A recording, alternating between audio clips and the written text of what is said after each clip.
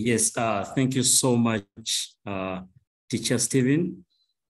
I want to welcome everyone on board this very afternoon. A good afternoon to you all. I hope I'm very loud and clear. I hope everyone else can hear me. May I please have some response to that, maybe, just to be sure that I am loud and clear. Fantastic. Odon confirms to me that I'm very, very well clear. Wow, fantastic there. Now, I want to begin this presentation. Then I can maybe introduce myself. Well, so my name is Teacher Raphael or Joke, and I am a teacher at Taiba International School. And Taiba International School is located at Webaja or in Webaja, just along Entebbe Road. I teach geography and I teach history. Now, today, this very afternoon, I want to share with you some basics in history paper 1, and I want to be as brief as I can, such that I can also give my colleague an opportunity to also take us through paper 4. Now, once again, I want to welcome you to this wonderful seminar organized by Teacher Stephen. Thank you so much, Teacher Stephen, for this wonderful opportunity. Well, now to begin with, I want to begin with the breakdown of the syllabus. I want to begin with the breakdown of the syllabus. Now, the breakdown of syllabus into zones. History paper 1 is broken down into zones, and the zones go as below. Now, these are just about 8 to 10 zones, and zone 1 has the early inhabitants of the East African coast. And in the early inhabitants of the East African coast there, we have the coming of the Arabs, the Indian Ocean trade, the Portuguese Saidi, Busaidi-Mazrui conflicts there. Next to that, we have zone 2 that has migrations. Zone 2 has migrations. It has migration and settlement into East Africa, where we have the Bantu, the Ngoni, the Luo, Plain Nilotes, and many more others there. Of course, there we look at the reasons for their coming, the cause. We look at the effects of their migrations and the likes. Then in zone 3, we look at the rise of the interlacustrine societies. And of course, these are basically divided into 2, where we look at the centralized societies and the decentralized societies. That is zone 3. Now, in zone 4, we look at the different trade activities in East Africa. What are the different trade activities in East Africa? Here we have the long distance trade. Of course, the Indian Ocean trade was covered there in zone 1 that I first shared with you. Yes, that I first shared with you there, zone 1. We have the Indian Ocean trade. So in zone 2, we have trade, a continuation. We have the long distance trade basically, and then the slave trade. Then in zone 5, we talk about European activities in East Africa. And these are some of the subtopics that we have in European activities. Then in zone 6, I hope I'm sharing my screen with you and everyone else can see my screen, I hope. You can maybe just unmute and let me know if you can hear me. Yes, Teacher Raphael, your screen is on. Oh, very good. Thank you so much. Then zone 6, we have African response to colonial rule. In zone 6 there, we have direct, indirect rule, collaborators, resistances, and different personalities there. Then in zone 7, we look at the political and socioeconomic developments in East Africa. This is broad. It's a broad zone that covers a number of subtopics or topics. We have the Uganda Agreement, the Devonshire White Paper, Kabaka Crisis, white settlers, Uganda Railway, cash crop growing, educational development, in Uganda, Kenya, and Tanzania. Then in zone 8, we'll look at East Africa and the world wars. Basically, these are the zones that we have in history. Now, why did I start with the zones? Now, students have a tendency, and also teachers, we teachers also, we can sometimes concentrate on specific zones and we neglect others. Then, of course, this one becomes a challenge to the students when they are selecting and choosing questions to be attempted. So the moment you do not balance up and at least teach or students be exposed to all the respective zones, then students will be limited in choice of questions to attempt. Now, that was just a simple breakdown of that, and allow me at this very point to also share this very PowerPoint here that I had organized for this gathering or for this seminar. It is history, O-level history, virtual seminar, O-level virtual history seminar, and this is, of course, it is 241/1, and my name is Teacher Raphael or Chanda, that's my name. And to begin with, I want to have a simple description of the format of the paper.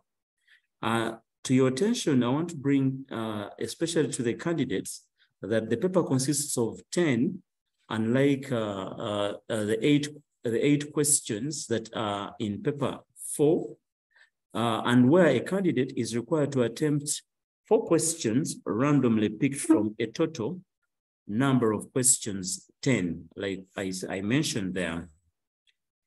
Then candidates, of course, need guidance to choose questions which are rich in content and can be answered using transfer of knowledge, for example, rebellions, trade, migrations, wars, missionaries, role in colonization, societies, among others.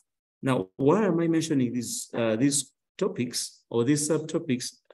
Is simply these topics or these subtopics. Under these subtopics, you can easily share or transfer knowledge from one subtopic to another. I want to start with a very good example somewhere. I'll give you a very good example of that. Like a very good example as I progress, and I'll talk about that. But maybe just to have a simple introduction about our seminar today. Now, teachers are ensured or that are encouraged to ensure that they thoroughly cover the syllabus. Teachers are encouraged to cover thoroughly the syllabus and not to limit learners on particular questions. Now, this is called, this is a very dangerous method that we call sport teaching. Now, if you're a teacher out there, and of course, you are this kind of teacher who is always spotting out numbers for students, it might limit them on the choice of questions in our forthcoming exams. Let us finish the whole syllabus so students are given a wide range of options to choose from. There. Now, something here I want to share with you still. Basics of writing history. What are the basics? What must you have as you're writing history? One, of course, I want to take us through the presentation, and then maybe I can open up the discussion, maybe for a few interventions here and there, and maybe some questions at the end. Now, in the meantime, I encourage our dear teachers and students to write down some questions that they might want to ask at the end of the presentation. This is basically because I'm sharing my screen and I may not be able to know who has put up the hand or who is asking a question and the like. However, 3, I'm taking you through simple basics on how to excel in history, and specifically history paper 1. 1, paragraphing. Now here, students have a tendency of writing beginning on the very edge of the examination booklet.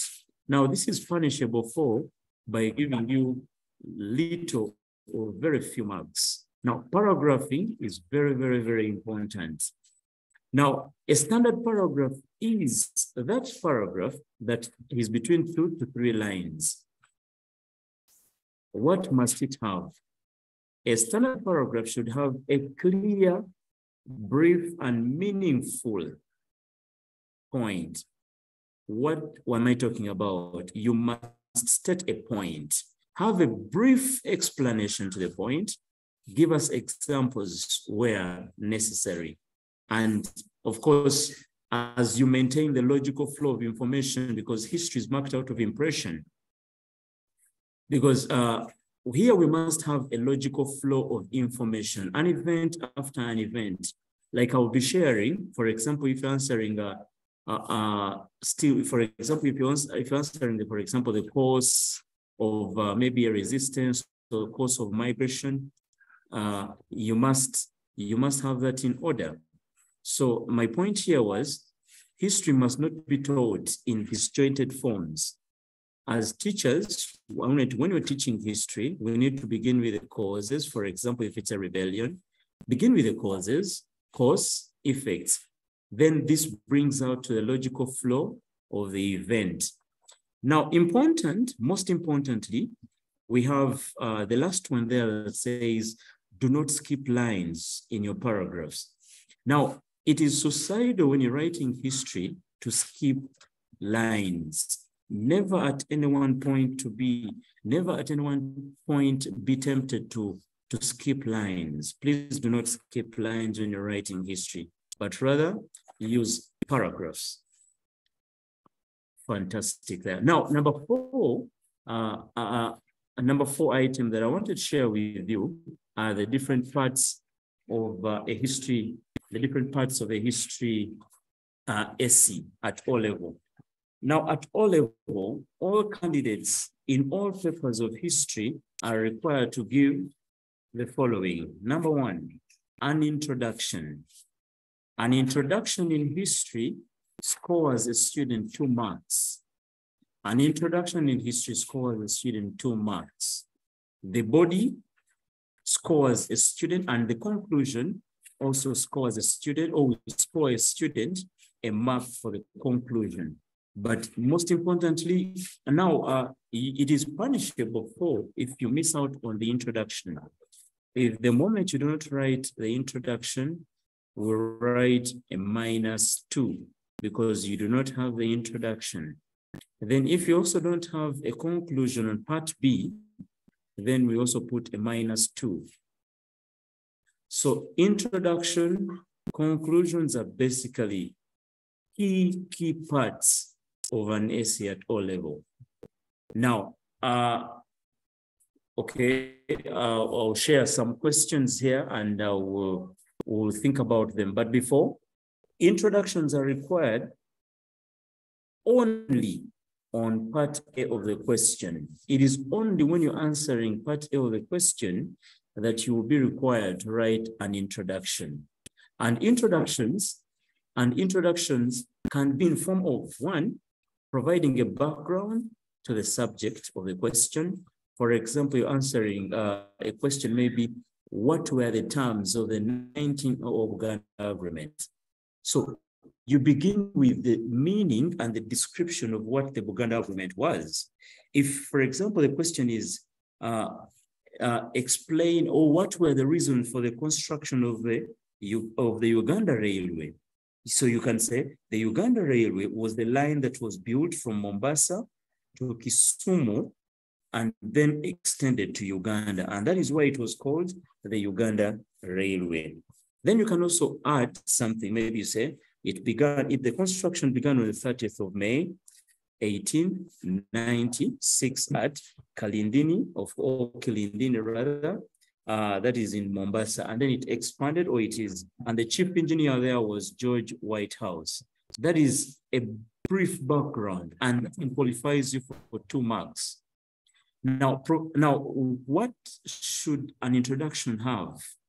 One, providing the background of the subject of the question, like I've mentioned, for example, the Uganda Railway. Another name of a remarkable historical event, for example, if you're answering the Abushiri Rebellion, and the question is, what were the causes of the Abushiri Rebellion? And you can also begin by, of course, mentioning what the rebellion was, and then you also give another name of the rebellion. For example, you say, the Abushiri Rebellion was referred to as the Afro-Arab Rebellion. That is giving another name of the resistance, or the rebellion.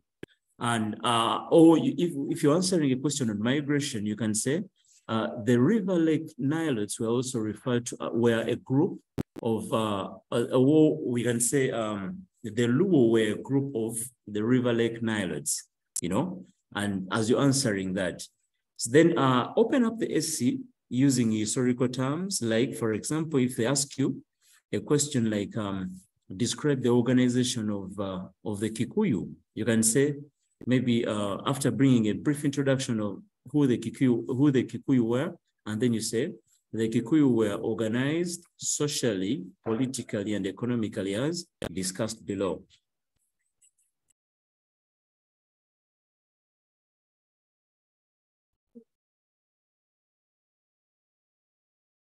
Well, then introduction should carry some historical facts and good English flow. You must flow, the English must flow in a right way.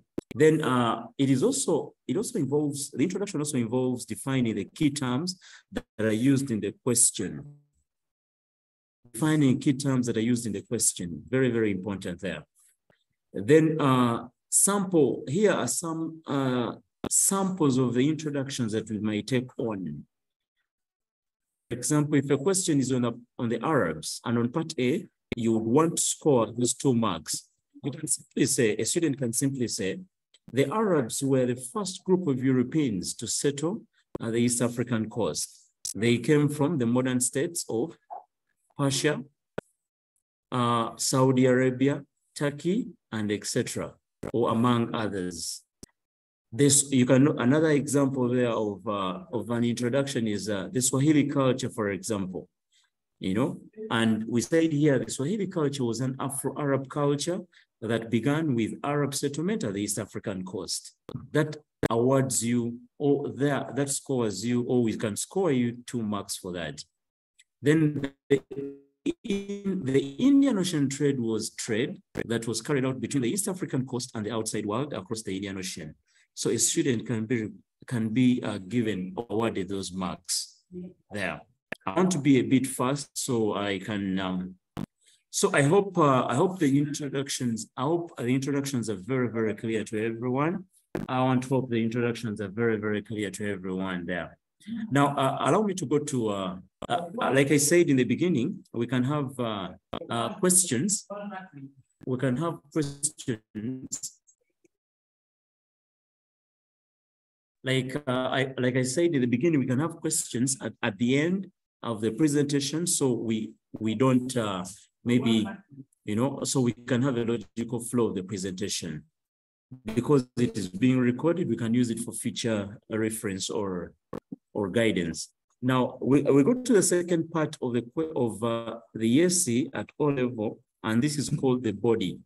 So the body of the question. Now this is the headquarter of marks. This is the headquarter of marks. And on each question, a student is required to write about 17 to 20 points.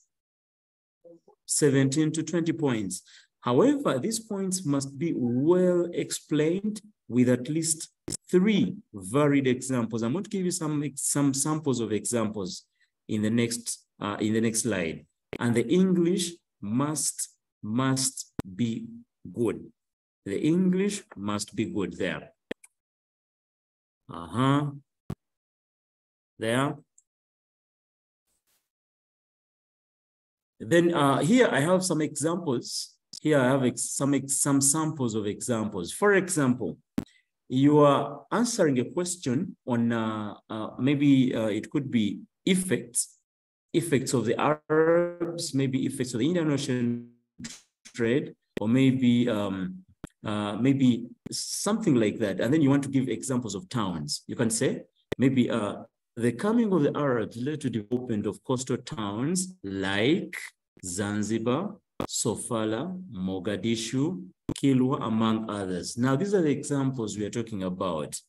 Likewise, in the construction of the Uganda Railway, for example, in the extension, that segment where we have described the extension of the Uganda Railway, we have some interior towns mentioned. And some of these interior towns, we can say in Uganda, we have Kampala, Jinja, Kasese, Tororo. And of course, in Kenya, we can have Nakuru, Nairobi, and many more others. Then when you're answering questions, for example, that have to do with maybe you're answering the Bachwezi and you talk about maybe reasons for the decline of the Chwezi Empire, or you talk about maybe reasons or the problems faced by the Luo during their migration. Maybe you talk about the missionaries. Sorry about the spelling there. But you talk about maybe the missionaries, the problems they faced. You can mention tropical diseases. You can say the missionaries faced the problem of tropical diseases. For example, you mention the tropical diseases. However, there's that NB. That NB is very, very serious. Students have a tendency of writing very, very, very wrong examples. For example, they can say missionaries faced a problem of tropical diseases. For example, AIDS, typhoid, COVID-19. Now, this is not right. This is not true. Not true at all. So these are just examples of how we can write, these are some of cited examples that we can blend in as you're writing. The ones that I've just shared with you, these are some of examples that we can blend in as you're writing an essay at O level, especially now forthcoming exams. And students should take note of. Now, allow me to skip because we're discussing segment of the essay that is called the body itself. And now here in the body, we have what we call the high order questions. Now, what are some of the examples of high order questions? Now, these are questions that are answered 2 in 1. I can mention some examples here. For example, if they ask you, explain the role of the missionaries in the colonization of East Africa, or maybe explain the role of chartered companies in the colonization, or role of traders in the colonization, or they can ask you, explain the effects of the missionary activities, explain the effects of the missionary activities. Now here, students or candidates are encouraged or are warned to be very critical while handling such questions, because such questions are answered 2 in 1, and we call them high order thinking questions. High order thinking questions. And normally on the question paper, these questions are question 6, 7, 8, and 9, 10. Those last questions, they are called for high order thinking. And this is where this falls. I'll share with you some examples. For example, if a question is explain the role of missionaries in the colonization of East Africa, this is a high order question, or this is a high order question, and it requires 1, the role of the missionaries in the colonization. How must you flow?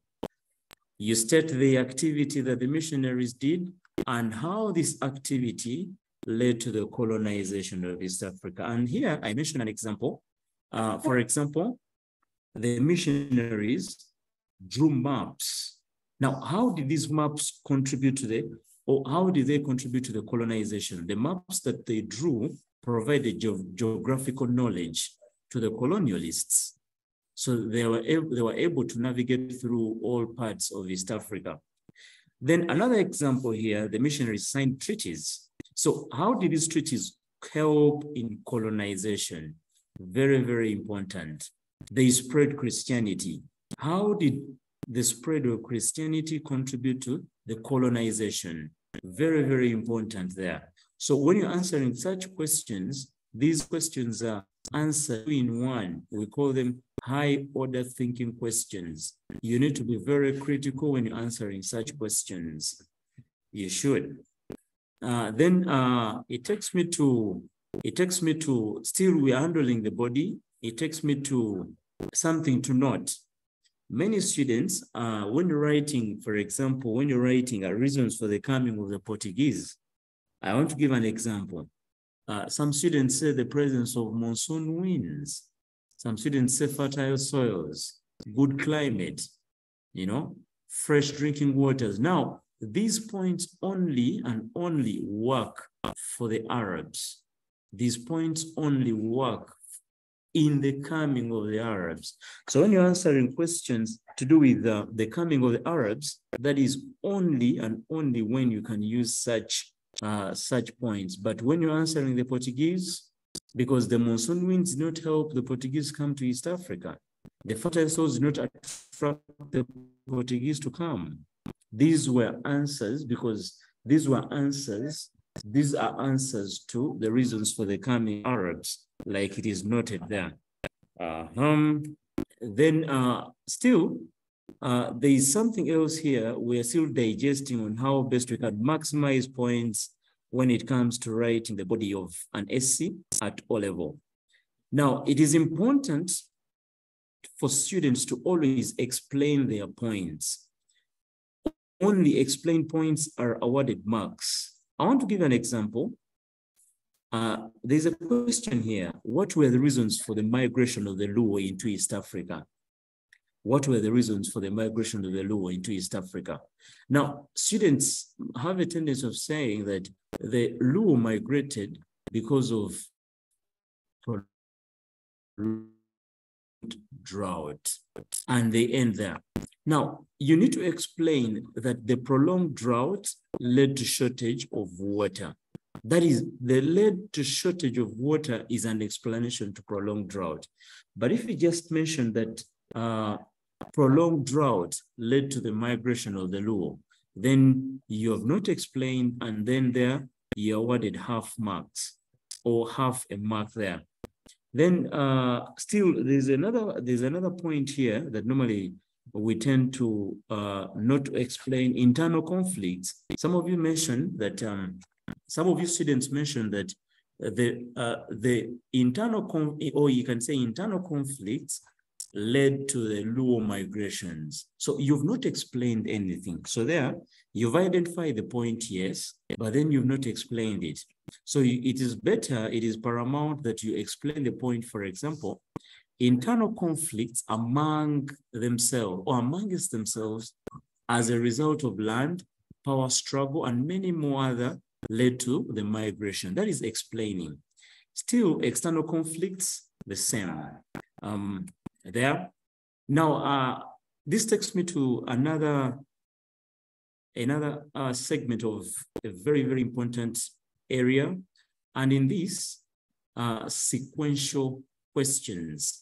Sequential questions. Now, what do we mean by sequential questions? These are questions that should be answered in their correct order. In their correct order. Why in their correct order?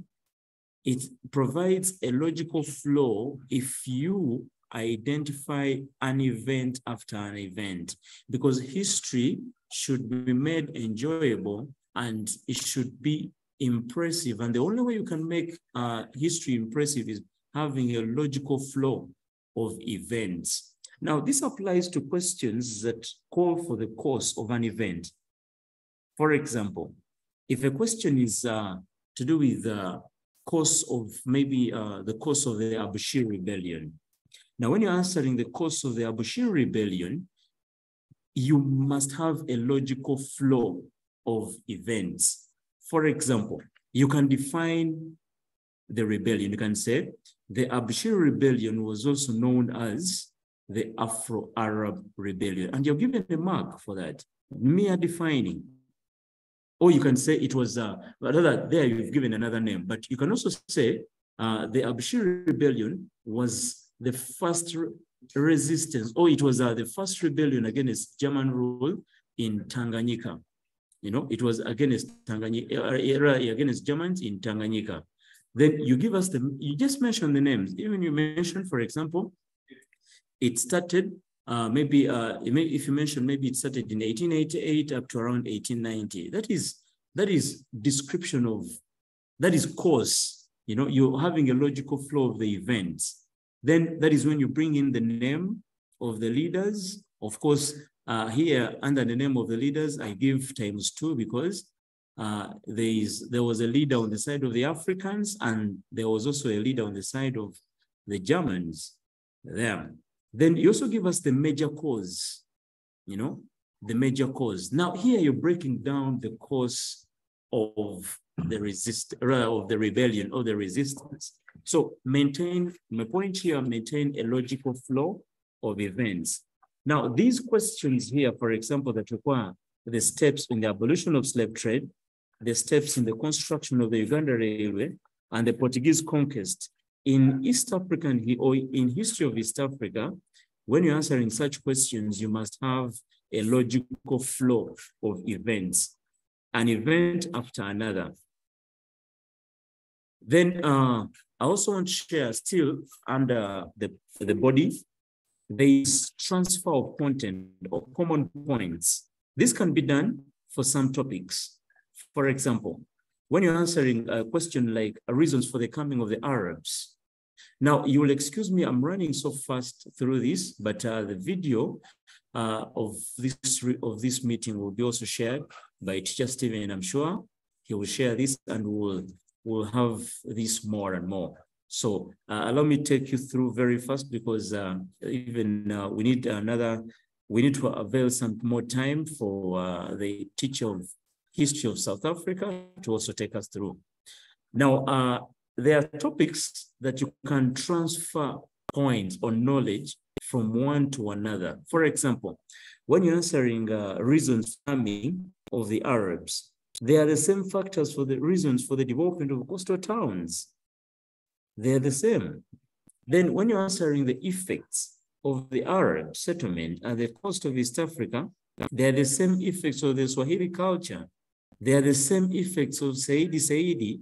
However, with Saidi, you add he encouraged, or you can say Saidi encouraged this, or Saidi promoted.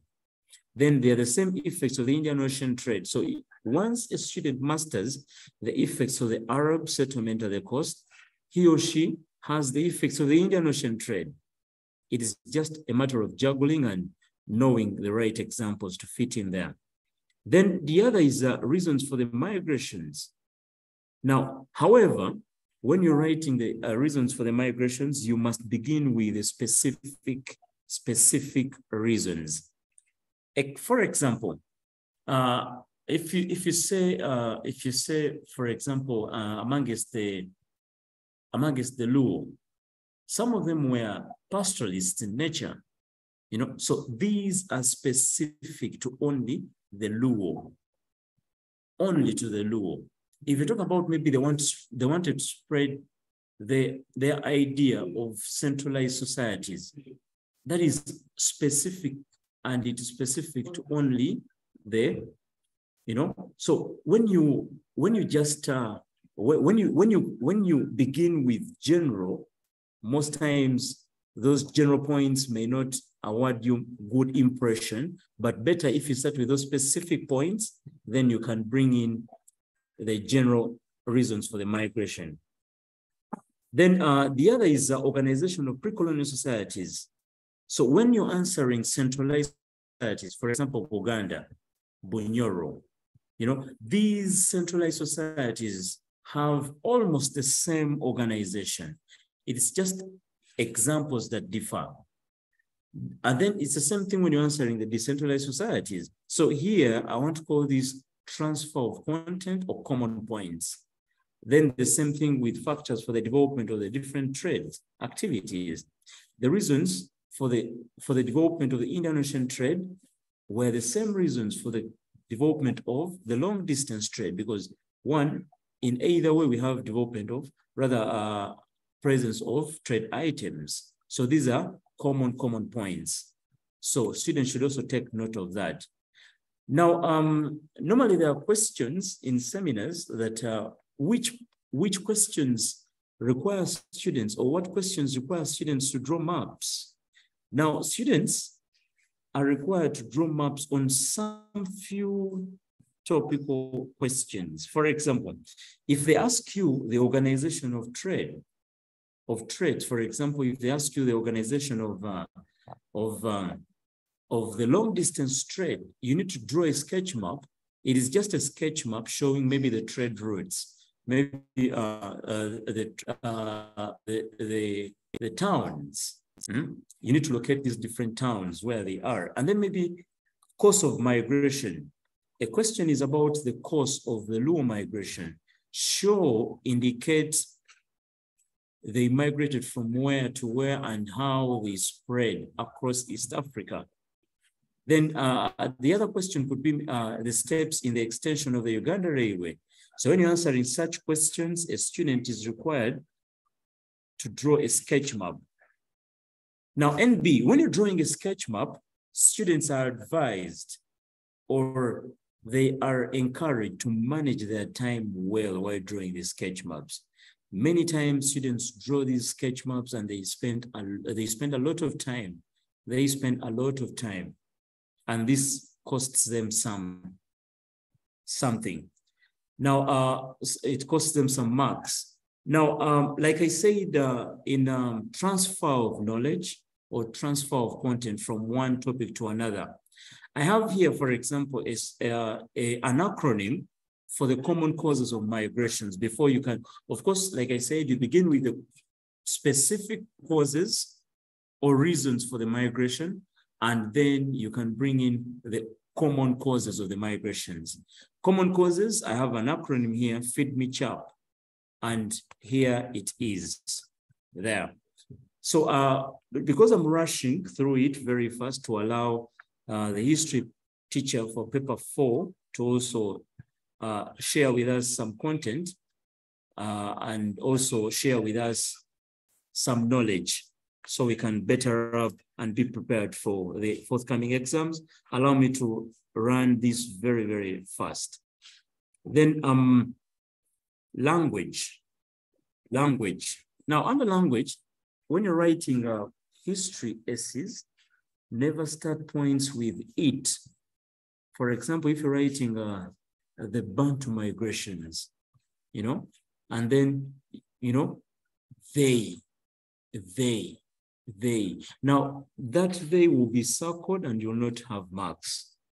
For example, you're answering the developments made by Saidi. Then he encouraged. Who is that he? It is punishable for. Then never skip lines when you're writing. Oh yes, there's a question. There is a hand up there. That is smug. But a smug only if you could maybe allow me just to go through very fast so I can have room for some few questions and then maybe we can proceed. Please, if you may, because I'm seeing smug's hand up, but I'll react to that. Now, never skip lines when you're writing an essay in history. Never skip lines. Then the other is when answering effects of Saidi, you must use two words: encouraged, promoted. Don't say he introduced, or don't say Saidi introduced. No, don't say Saidi introduced, because he did not introduce, but he encouraged. Then still on language, when you're answering history, when you're answering, for example, terms stroke provisions, terms, conditions, or provisions, and we're answering, for example, the Buganda Agreement, 1900, or the Von Shaw White Paper. Now, these are common terms that we must use: was to be, had to be, were to be, were to be, had to be, was to be. Land was to be divided. Kabaka's powers were to be reduced. And so many more other points there. But language should be, was to be, had to be, were to be. There. There, that is my presentation. Maybe I will allow, maybe I'll first check in chat to see some reactions. Oh yes, there was okay, there was a reaction here. Let Raphael share for the candidate some mnemonics for memory retention. Oh yes, some mnemonics for memory retention. For example, I shared with you there. I shared something to do with I called it Feed Me Chap, reasons for the migrations and settlement. Then also maybe on those, we call them acronyms. They help students quickly and very fast remember the points. So we call them acronyms, and I'll share more. And oh, someone here reacted. Yes, teacher Kaziba reacted. He has shared some. Well, fantastic there. So put back the acronym for migration. Oh yes, someone requested me to put back the acronym for the migrations, and allow me to do that as Teacher Stephen will maybe intervene to share with us or to maybe have people ask some questions, and then maybe we can proceed as I continue to share the acronym. Yes, Teacher Stephen, back to you. Thank you so much, Teacher Raphael. May I invite schools that have some questions to raise your hand and then ask. I've seen Smug.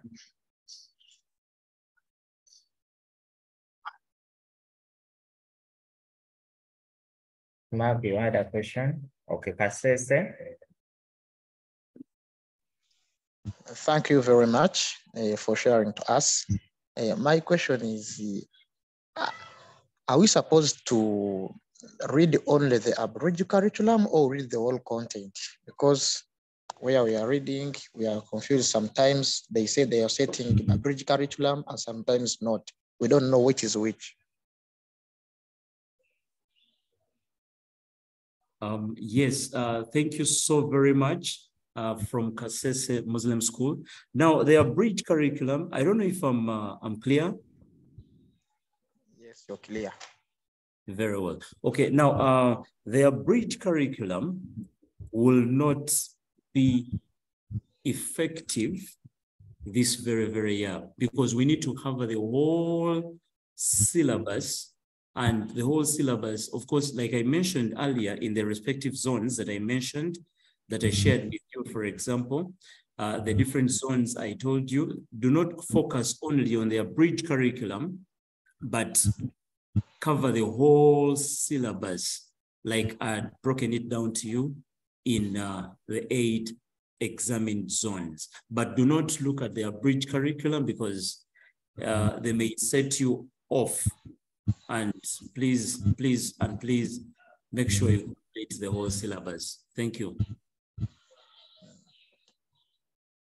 Kasese, your hand is still up. And another thing is, okay, for me, I joined in late, so I didn't have the chance to see on those 8 set zones, please. If you can share to us, I don't know. And I'm not in the group of help. So if I don't get the chance to get to here, I don't know if I can still get it. Well, I'm going to share the 8 examined zones with Teacher Stephen, and Teacher Stephen will definitely share them to the entire group. But the zones that I mentioned, the first zone had the early inhabitants of the East African coast. The early inhabitants of the East African coast, I mentioned that.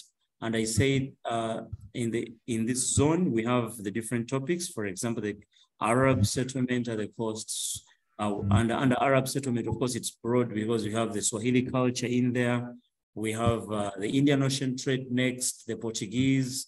We have Swahili, we have Saidi Mazuri conflicts, and so many more others.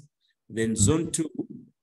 Then zone 2, there we have, I said, we have migration and settlement. Zone 2, and I said these are the different subtopics that are there. Then I also mentioned zone 3, rise of the interlacustrine kingdoms, and I say these are basically centralized and decentralized societies. It is a very common area that is set, and please don't underlook it because it's a very common area they are set.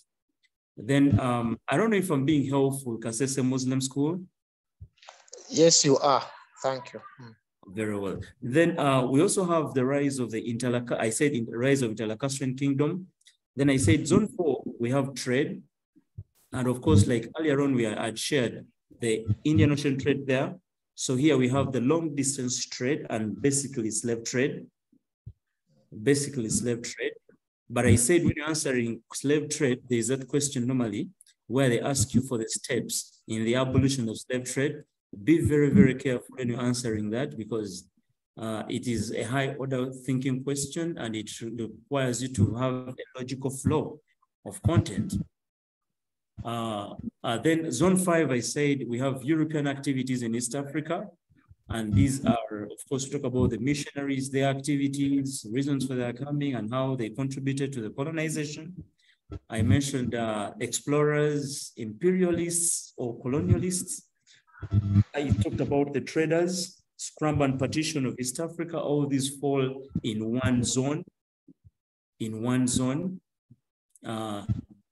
Because here we normally expect one question from the European activities. Then zone 6, we have African response to colonial rule, where we talk about direct and indirect rule and collaborators, and as well as the resistances or the resistors, and then the personalities in there.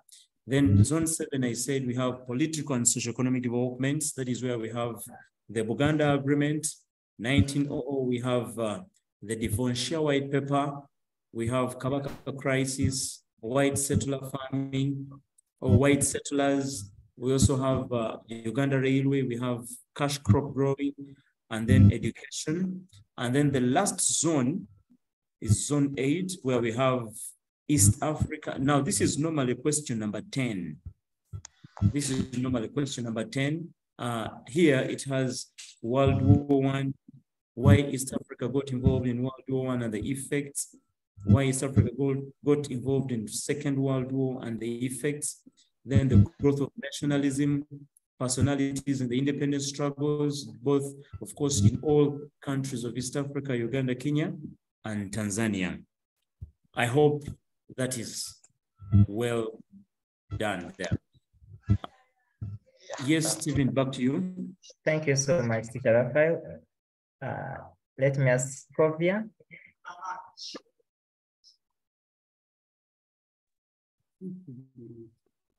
Actually, my point, which suppose I was to ask you, was confirmed by one of the students. So I'm through now.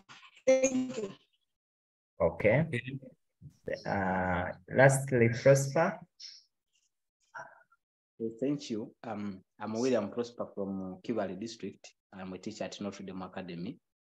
Mine is just an inquiry if it is possible to get other trainings for the previous time, because I just joined now and I tried to register my school, but there was kind of challenges, so I was unable to be successful. So is it possible to get recordings for the previous trainings? Because I saw the sessions began some time back. Okay, thank you so much. We shall be sharing the recordings. We have already uploaded them on the YouTube, and we shall be sharing it with you. Thank you. Thank you so much, Teacher Raphael. Kindly let me request you to make your concluding remarks, and then we invite in our second facilitator. Yes, many thanks once again for joining and sharing. Of course, it takes a lot. It takes organization. It takes resources for you to join. But I want to appreciate you for making it a point to join. I remain Teacher Raphael Ojok from Taiba International School, that is in Entebbe. Hope to see you again. There's Teacher Stephen, there's a hand here. Ouma Emily. Ouma, unmute.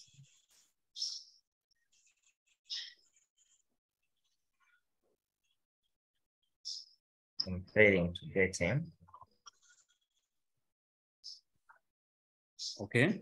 So allow me to sign out, as I also let the teacher for South Africa to also have a word with us, and he will share also great wisdom with us. I hope to see you again next time. Thank you and bye-bye. Thank you so much, Teacher Raphael, for the great presentations. Dear schools, we are going to share the document with you to have all those things that you are asking for. We shall have the mnemonics shared with you on the different WhatsApp groups such that students can be able to memorize. I want now to welcome our second facilitator, Teacher Dennis, to take us through the history of South Africa. Teacher Dennis, you are most welcome.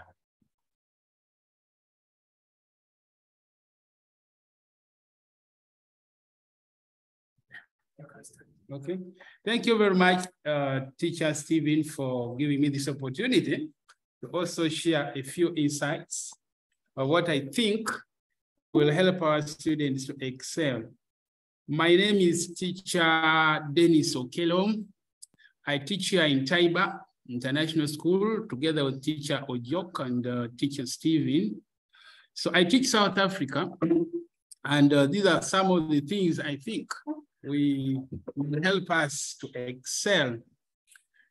On this first page, we have the must know. What should a student know? If you want to excel in history, take note of those issues up there. Of course, you should attend your lessons. You should do meaningful research. When it comes to exams, make sure you take care of the question choice, the question approach, the question interpretation. And as you write your exams, make sure you give relevant examples. Avoid abbreviations.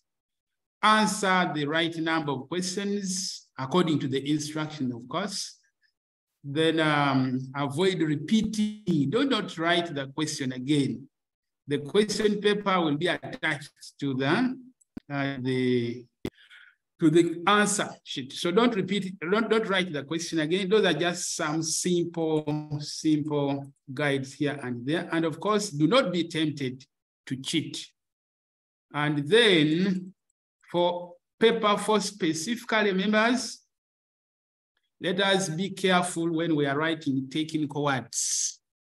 For example, maybe the Great Trek, you should write the right spelling, Cecil Rhodes. Write the right spelling. Maybe you're writing about maybe the Jameson raid. Write the right spelling. And let us be careful. Let us not interpret direct from our mother tongue. Sometimes people, they make direct translations from their mother tongue. That is dangerous. So we should take note and make sure that does not affect us. Then the history of South Africa is guided by years. The history of South Africa is a history of struggles. The history of South Africa is unique, and there are specific skills we look out for from students as we examine the history of South Africa. So as you do your exam, or even before you go for your exam, like the previous presenter also showed you, that the history of East Africa is zoned, or there are zones that guide us as we do our revision or as we do our preparations here and there. So the history of South Africa, according to this zonation, I know there are many ways people have zoned this history, but according to this zonation, we have 9 zones. What happens here is that in each of these zones, I have generated questions, guiding questions that people can use as they do their preparation. For example, in zone 1, that is the peopling of South Africa. Now that is about the San, the Khoikhoi, and the Bantu. So that is zone 1. So some of the areas that can be examined, as you can see, we have the origin of these 3 groups of people. We have their migration and settlement, And then you have the organization of these three groups of people, the Bantu, the Khoikhoi, and the San. And then the relationship, or let's say the interaction between the Khoikhoi or the Khoisan and then the Bantu, the impact of their interaction. So all these are guiding questions that can help us. But before we leave this zone, I would like us to take note of something here. As you write points regarding the migration and settlement, or origin and migration of these three groups of people, what are the key issues you should take note of? For example, if they ask you about the origin and migration of maybe the Bantu and the Khoisan or the Khoisan or the Khoikhoi alone, there are some free points, or let's say free marks, that you can get as you start your answers. For example, take note of the following. The group ranking, as you write about the origin and migration of the Khoisan, the Bantu, or the Khoikhoi. The group ranking, were they the first group or the second group? After that, other names of these same groups of people. The Khoikhoi, for example, what is their other name? The San, what is their other name? And the Bantu, do they have another name? Then you go to their family where they belong. Which family do they belong in? For example, we all know that the Khoisan belong to the Bushmanoid family, whereas the Bantu belonged to the Negroid family. So we need to take note of that, and you mention it in your essay. Those are free marks. Then their economic activity. We all know that the San were gatherers. The Khoikhoi were herders. So you see? So you mentioned their economic activity. Then you go to period of arrival in South Africa. Did they arrive in South Africa like in 1000 AD, 13th century, or maybe 200 years ago? All those are key issues that you must mention if you are writing about the migration and settlement. And then after that, that is when you go and write, or you say, their origin is not clear. For all these groups of people, the origins were not clear. It is not clearly known. Then after that, you talk about the language, which language, what is common about the language these people were speaking. For example, the Khoikhoi and the San, their language had a click sound. Talk about the color of their skin, you see. Then talk about their brief areas of settlement. Where did they settle briefly before they dispersed in different groups? So you see, you have raised about 10 points, even before you start talking about the critical issues about either of these three groups. So it's very important that for us, we get to know what is critical when you are describing the migration and settlement of the different groups. Then, of course, there are the other easy areas, like when they ask you about the organization, political, social, and economic organization, it is advisable that you do not commit yourself. Don't write the following are the economic way of life of the Bantu, and then you end up writing the political way of life. So if the question is general, it's important for you to also leave it open so that you can punch in any answer that comes across. Very important that you take note of that. Then the second zone is the European interest, or the coming of Europeans in South Africa, where we had the Dutch and of course the British. It is true that these people came and settled in South Africa after the Bantu and the Khoisan. But it is important for us to know how to state the points relating to the British and the Dutch. As you state the points relating to the coming of the Dutch and the British, it is important to mention it in this way. They were attracted by, or they were searching for. Do not state it like the way you would state when you are stating the points that led to the migration of the Dutch, of the San or the Bantu or the other groups within Africa. Because when you are talking about African migrations, you state the points and concentrate on push factors, issues that push these people away from their homeland to go elsewhere, where they did not know. But in this case, when you are stating the points that led to the settlement of the Dutch and the British, you state them as things that attracted them. For example, you can say they were attracted by the conducive climate. They were attracted by the fertile soil. They were attracted by the hospitality of the people. That is how you state this point, such that it does not, you don't confuse it with the issues relating to migration. Then, of course, under this zone, we have very many things. We have why these people settled. We have why the problems the Dutch faced. Then later, why the British came in and also settled. Then we have the different Dutch administration within South Africa.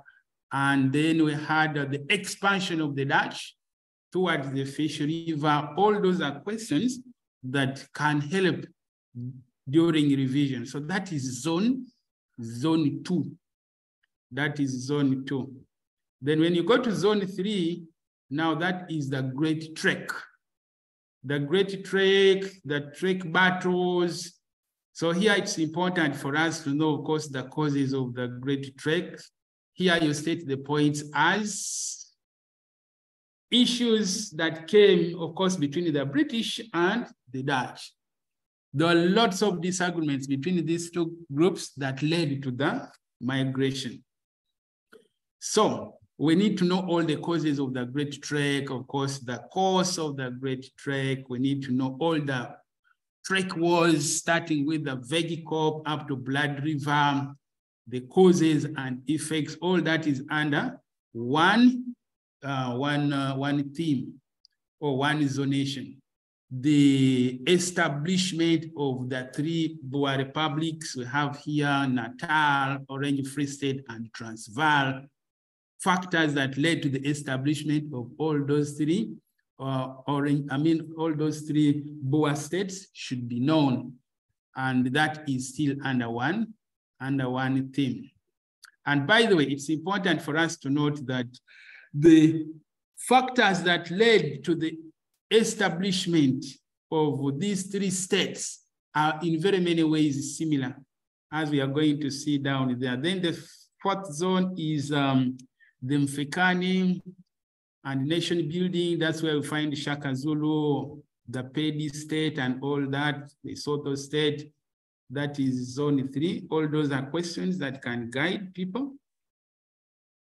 Then we go to zone 5. I'm trying to move a little fast. Zone 5 have African response towards colonial rule.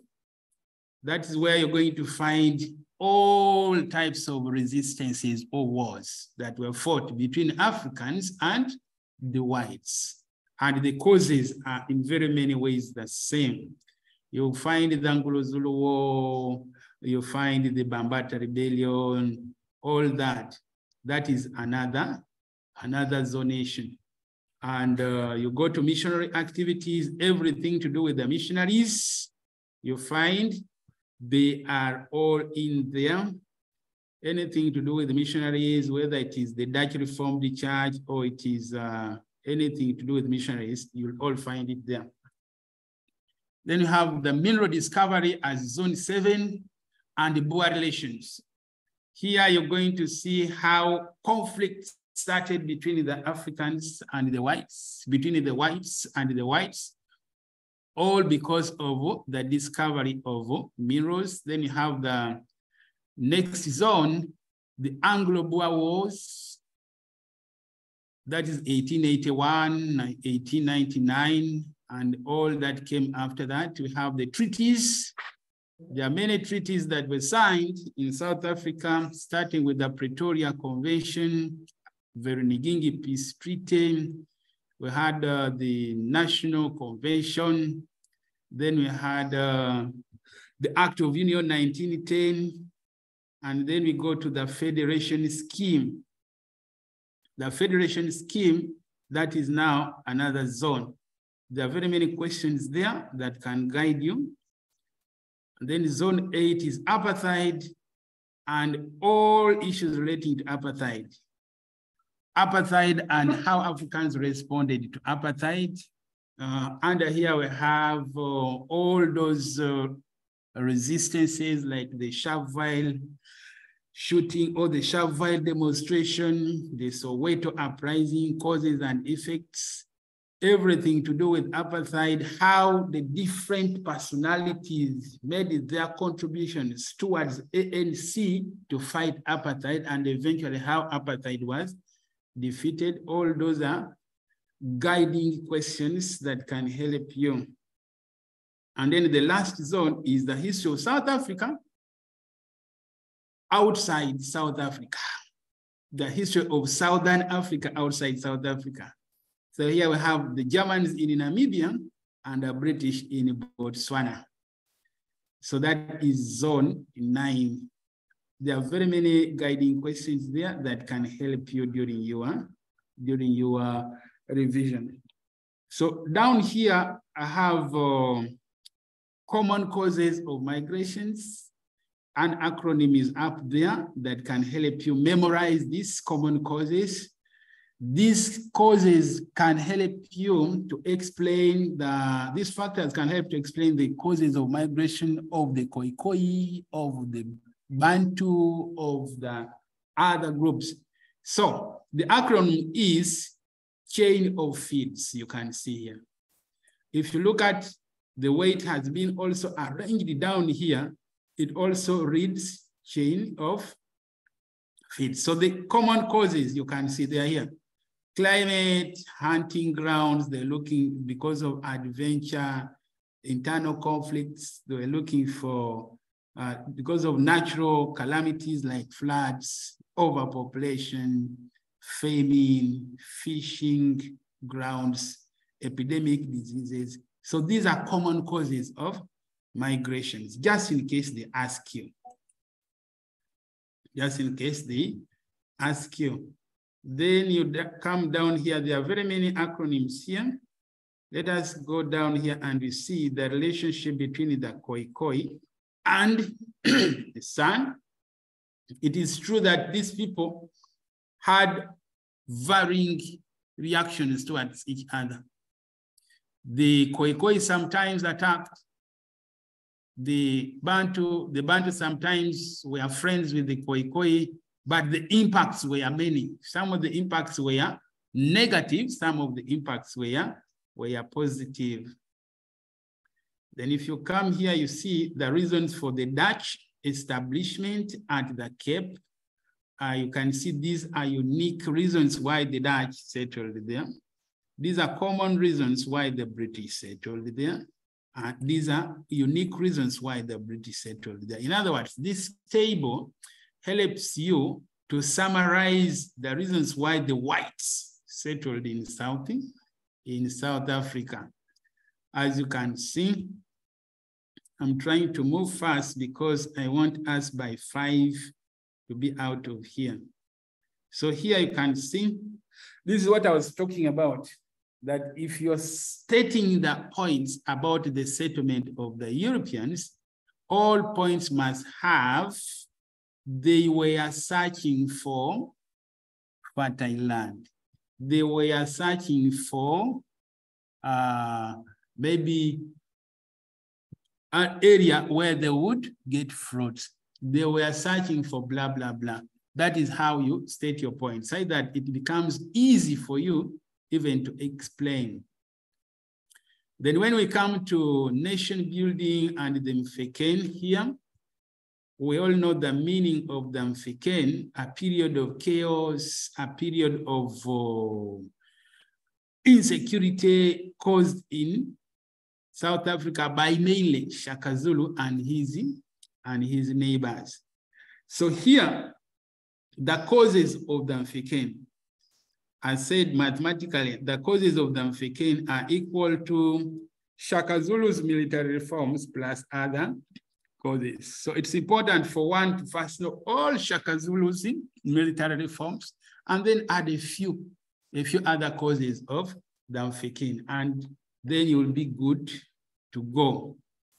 Then we have here the effects of the Mfecane.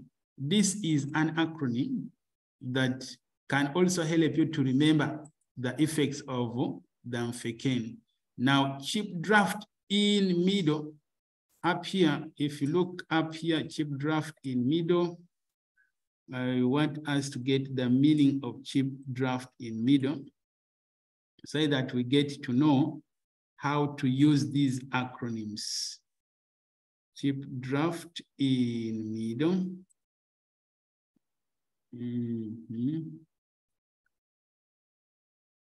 Cheap draft in middle here.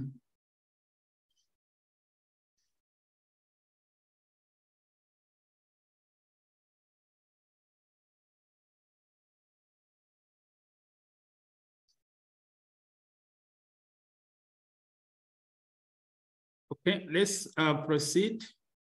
I'm going to give you the other acronyms. We have here another acronym that can help us to memorize these things very fast.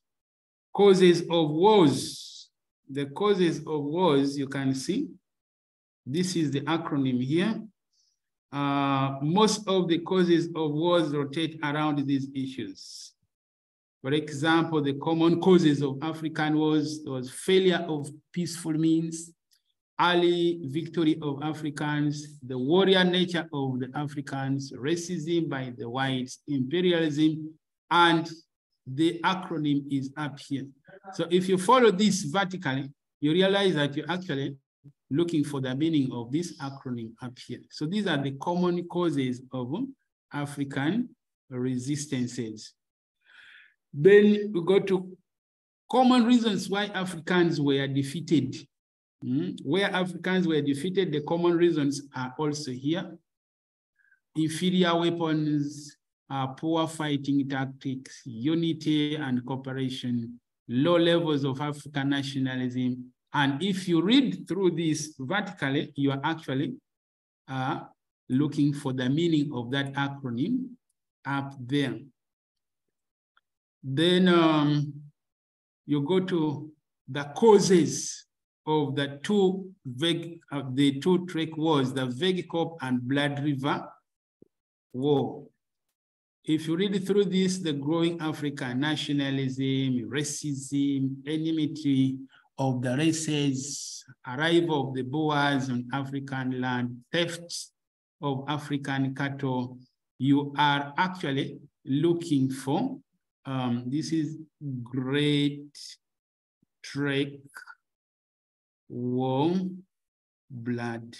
So the meaning of the acronym, in this case, if we are to make our acronym here very fast, that is GRE, that is Great Trek War Blood. So you can see, you can make your own acronym, Great Trek War Blood, which is down here.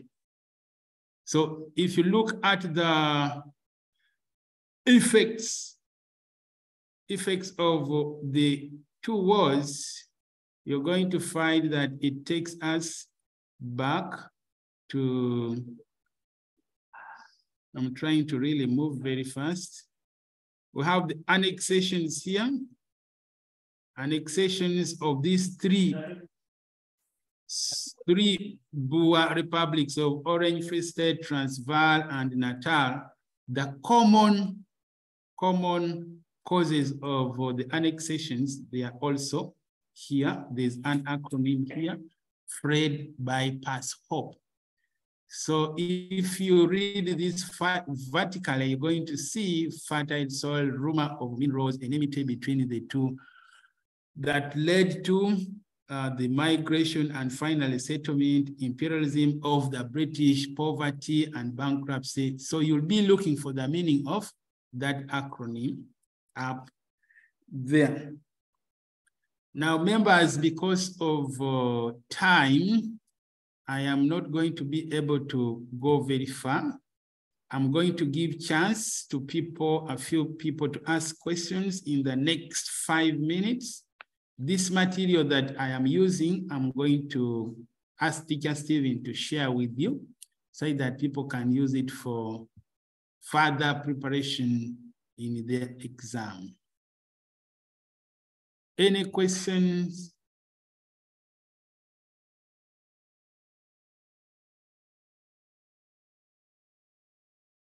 Is there any question, members?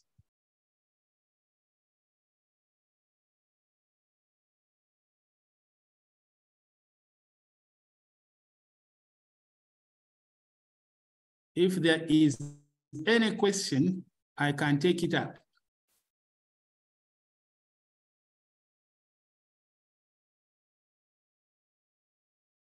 Okay, thank you so much. Yes, Kasese. Oh, thank you so much, teacher, for that great work. My question is, the history of South Africa, mostly we have started it in senior 4 because of what happened last year and all those. So can we, is it possible to cover all those zones within this short period? And again, what if now I answer the second question now? What if I answer a question regarding, let's say, a rebellion, let's say Anglo-Basotho? I'm able to identify that is Anglo-Basotho, but now I mess up in leaders. Maybe I put, let's say, Sekukuni. How am I judged in UNEB? Okay, thank you very much. Like we said, the history of South Africa is very factual. It's very important that you mention the names of the leaders. Of course, if you mention the wrong name, it will mean that you are not very sure. But to make yourself safe, perhaps if you're not sure of the name of the leaders, then you say the Africans. For example, you know that this was a war between Africans. Okay, you say this war was caused by this and this without committing yourself. It becomes dangerous if you say Africans and whites, and yet the war was between Africans and Africans. So for someone who has mentioned the wrong name, of course, that point will be nullified. That person will be treated as someone who is not very sure about what they are saying. And maybe something else, let us explain all our points. It's very important that all the points are explained. And then about the issue of time, you don't have enough time to make all this coverage.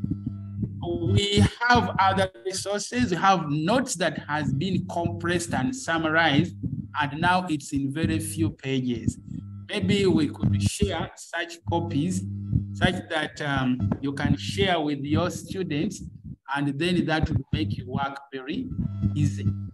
There are some other compressed versions of the same. Thank you.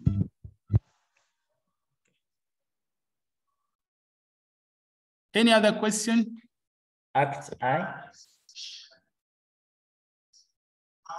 Yes, please. Act I. Unmute. Excuse me, sir. I would like to ask you, how do we state the points on the administration of the Dutch at the Cape, and also the steps taken by the British to end the Kafiri Wars? How we state the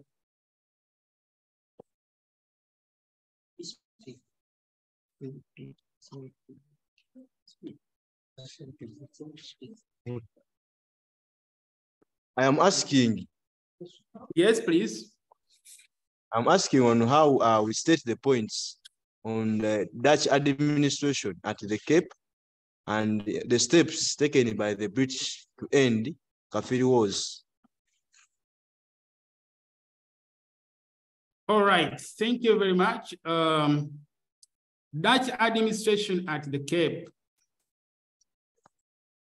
There are very many ways you can state the points relating to Dutch administration at the Cape. But before we go there, we all know that Dutch administration at the Cape was in many areas. For example, had the Council of Policy, or had the Council of Justice, or had the Council of Defense, and then you had the Dutch Reformed Church.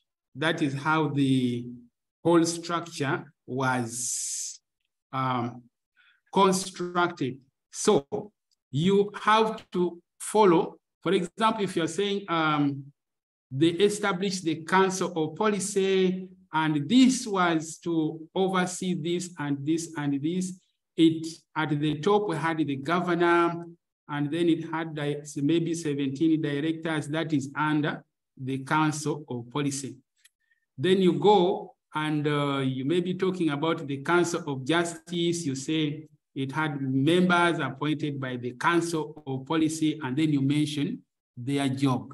So you have to mention the organ of the government and then what it was doing at that time. Maybe the Dutch Reformed Church, it had to deal with all areas that related to maybe education and everything to do with the church, something like that. So that is how you state the points relating to the Dutch administration at the Cape. Then what was the second question? The second one was about the British. Repeat for me the second question, please. Oh, Okello, he is muted.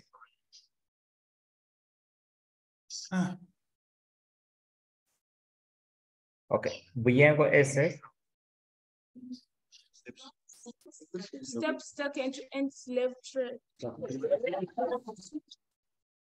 Sir, I would like to ask for the steps taken. The steps taken to end the Kafiri Wars.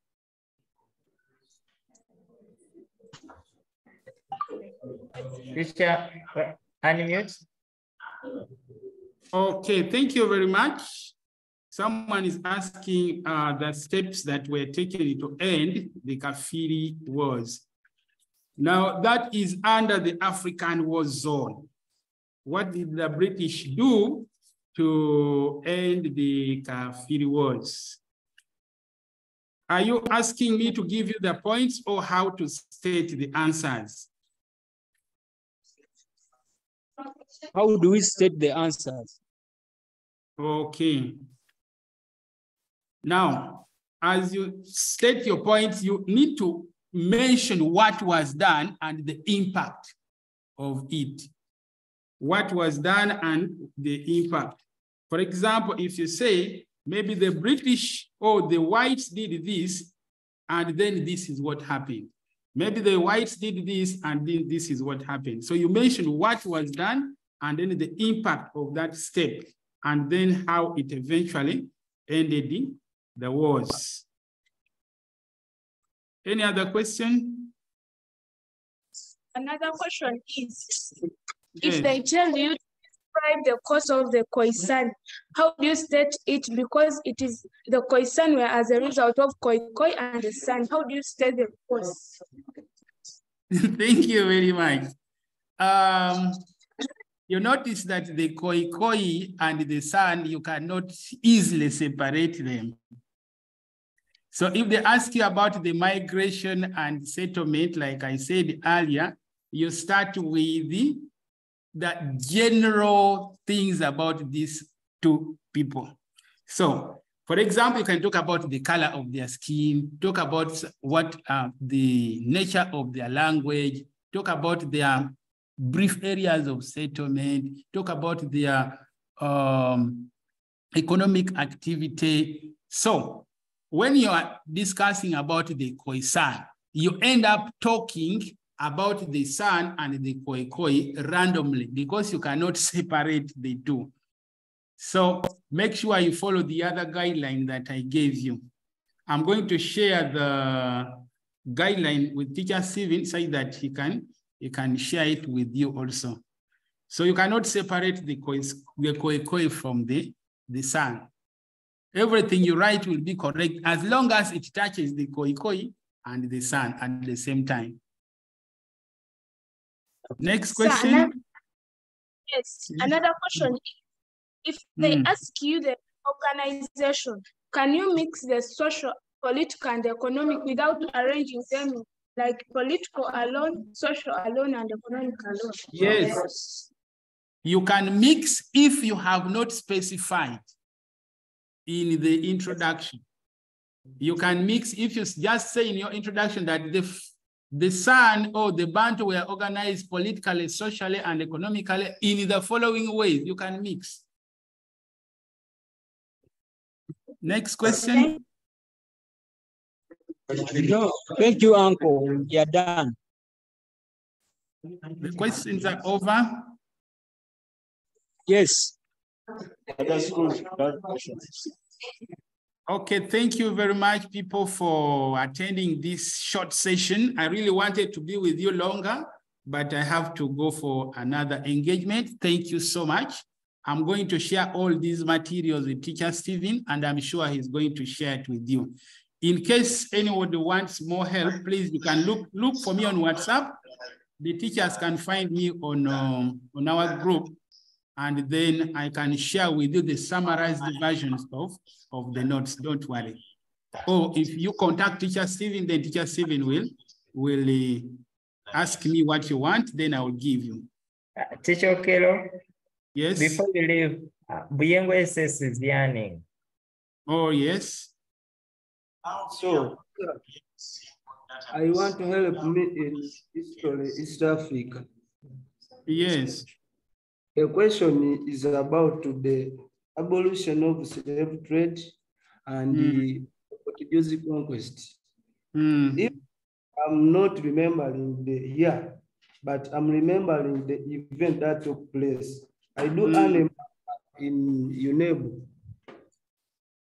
Yes, it is safer for you to write what they did without the year than writing the year and you write the wrong year. So if you are not very sure about the year, it is okay, you can write what was done. But of course, an excellent student would remember the year and the step that was taken. That would be the best and the most ideal thing to do. Next question.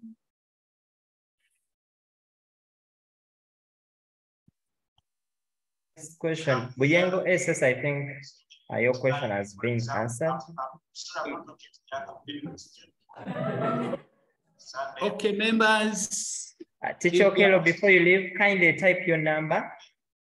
I typed in here. Yes, type it there. Okay. Let me type my number down here, people. So my number is 0772 Felix, don't press the padlock. So my number is here, then 070 Phones, you can get his number and you ask any question. Yes, you can call or WhatsApp me anytime and you will find me and I'll give you the help that you want. On those numbers, take the numbers, people.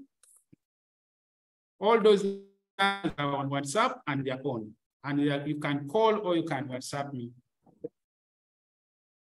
Okay, thank you so much, Teacher Okello, for the wonderful presentation. We cannot thank you enough. We want to appreciate you together with Teacher Raphael for the wonderful presentation you have shared with the students and the teachers across the country. We are really very grateful and may the good Lord bless you abundantly. Thank you so much. And all the schools that are on the call, we are going to share with you all the materials that Teacher Raphael and Teacher Okello have shared, and we shall reach on to you. In case you are not on one of the groups, kindly try to search for us. I've shared the contacts of Teacher Okello. Those are Teacher Okello's contacts. Let me ask Teacher Raphael. Okay, Teacher Raphael is not on, but I want to thank you so much, dear students and the teachers that have joined in the call. Thank you so much. Now, our program next week, let me first give you, kindly first give me a minute, then give me just 1 minute. Okay, I can do this. Okay, next week,